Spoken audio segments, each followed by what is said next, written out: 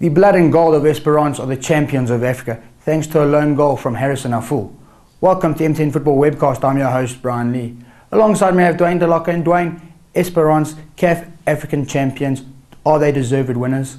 Well, Brian, I don't think anybody could take anything away from this Esperance side. They've been by far the most consistent side in the African Champions League this season. And while they haven't produced the biggest results, while they haven't got huge scorelines against opponents, what they have managed to do is play with a great deal of consistency. And the defence was, of course, outstanding. And that's ultimately what wins championships. If your defence is good, your defence is solid, you can do some great things. And Esperance proved that. Desperate, of course, to claim victory. When they reached the mini-league phase of the tournament, they were smelling victory. They felt that this was their opportunity, and they did it. They went out and did what they needed to do. While they didn't get some of their desired results at home, they didn't lose at home, and that was most important. What was most key, I think. Also, the way many of the players came to the party, you've got to say that this Esperance side has proved to be a wonderful team, and they can now put that 6-1 humiliation in the by TP Mazembe in last year's final right behind them. Certainly, Esperance are a much richer club, winning $1.5 million. But let's talk about the final in particular, Dwayne. Finals are always cagey affairs, and this one was no different over two legs. Other things that I think you need to look at is Murad El-Massani, his red card rather for an off-the-ball incident in the first half meant that Wydad Casablanca were actually playing with 10 men throughout the second period, and that's always going to be tough to try to hit on counter-attacks. Esperance were allowed the opportunity to have that one-man advantage wherever they played all over the park. Ultimately, though, Esperance were the better side. There's no arguing that. They didn't score when they were playing against one fewer opposition player. They managed to score with 11 against 11, and I think that's something huge to their credit, particularly having drawn with this same club side 3 times already this year. As we discussed in the preview, Dwayne, Wydad Casablanca were always going to be up against it, and when they were reduced to 10 men after going a goal behind, it never really looked like they were going to get back in the game.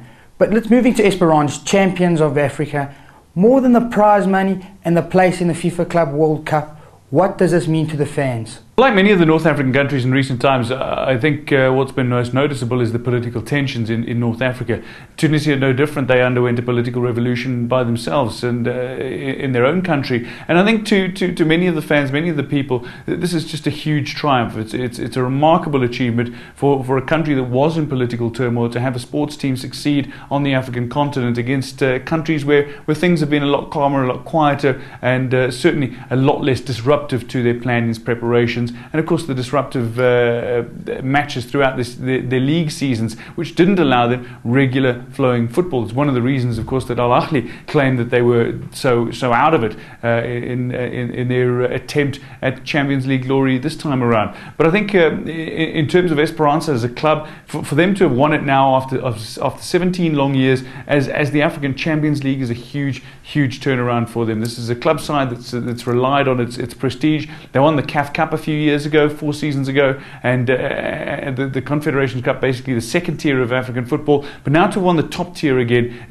shows that this is once again a club to be reckoned with on the African continent. They've finished up runners-up on 3 previous occasions as the CAF Champions League, and I think that is always been a great deal of hurt. For them to have finally gotten to that number 1 spot is a magnificent achievement. I think most importantly now, though, for them looking forward, is the fact that they've got an opportunity to play against the Saudi Arabian champions, Al Sadd, Monterrey, the Mexican champions, against Auckland City from New Zealand, the Oceania champions, to play against the likes of Santos from Brazil, to play against the likes of Barcelona from Spain. These are the pedigree clubs that they're going to meet when they go to the Club World Cup in Japan. What they can do, if they can learn from that experience, if they can gain necessary experience there, they could go into much greater things in the years ahead. Just look at what TP Mazembe did, of course, over the last couple of seasons and their place in the final of last year's Club World Cup.